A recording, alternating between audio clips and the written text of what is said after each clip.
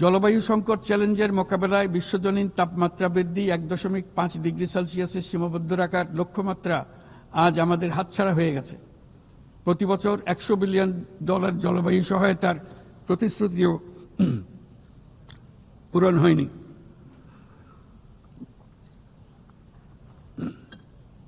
বরং যে ক্ষুদ্র অঙ্কের অর্থ বরাদ্দ হয়ে থাকে তাও কাগজে কলমে দেখানো হচ্ছে বহুগুণ হিসেবে। এটি সম্পূর্ণ অগ্রহণযোগ্য।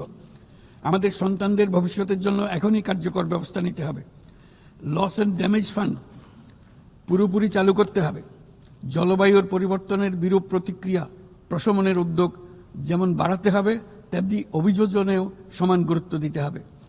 আর অভিযোজন প্রচেষ্টা হতে হবে দেশজ, স্থানীয়ভাবে নির্ধারিত এবং স্থানীয়ভাবে পরিচালিত। বাংলাদেশ ইতিমধ্যে স্থানীয়ভাবে সংবেদনশীল অভিযোজনের নীতিকে মূল ভিত্তি হিসেবে গ্রহণ করেছে। আসন্ন COP30 সম্মেলনে আমরা তৃতীয়বারের মতো জলবায়ু পরিবর্তন রোধ করবে আমাদের জাতীয় প্রতিশ্রুতি ঘোষণা করব, যেখানে জলবায়ু পরিবর্তনের বিরূপ প্রতিক্রিয়া প্রশমন লক্ষ্যের পাশাপাশি অভিযোজন উদ্যোগও থাকবে। বিশেষ গুরুত্ব পাবে ম্যানগ্রোভ বনাঞ্চল রক্ষা, জলাভূমি পুনরুদ্ধার করা। একই সঙ্গে আমরা আশা করি যে বৈশ্বিক সম্প্রদায়, বিশেষ করে উচ্চ কার্বন নিঃসরণকারী দেশগুলো তাদের দায়িত্বটুকু আন্তরিকভাবে পালন করবে।